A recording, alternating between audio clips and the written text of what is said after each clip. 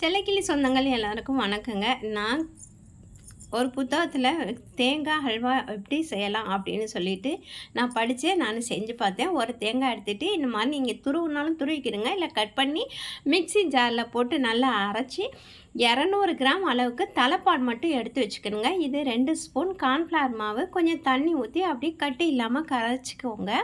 வந்து தேங்காயோட ஏலக்காய் போட்டு அரைச்சிக்கோங்க. நான் தனியாக தான் போட்டு கலக்கிறேன்.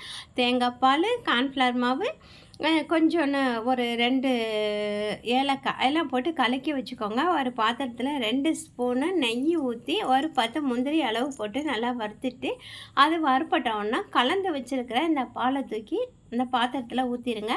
கட்டு இல்லாமல் அப்படியே கரைச்சிட்டே வாங்க. இந்த பதத்துக்கு வந்ததும் ஒரு பிஞ்ச் அளவு உப்பு போட்டு 100 கிராம் அளவு நம்ம சர்க்கரை போட்டு அப்படியே கிண்டணுங்க.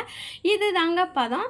நல்லா இந்த பதம் இந்த பதம் வர்ற அளவுலாம் கட்டு இல்லாமல் நீங்கள் நல்லா கிளறிக்கோங்க. லாஸ்ட்டாக ஒரு 2 ஸ்பூன் நெய் ஊற்றி மறுபடியும் நல்லா கிளறிக்கோங்க. அவ்வளோதாங்க. 5 நிமிஷத்தில் அழகான டேஸ்டான கோகோனட் ஹல்வா ரெடி. நீங்களும் செஞ்சு பாருங்கள். இதை ஒரு பாத்திரத்தில் மாற்றி சுட சுட சாப்பிட்டு பாருங்கள். அது சூப்பராக இருக்குது.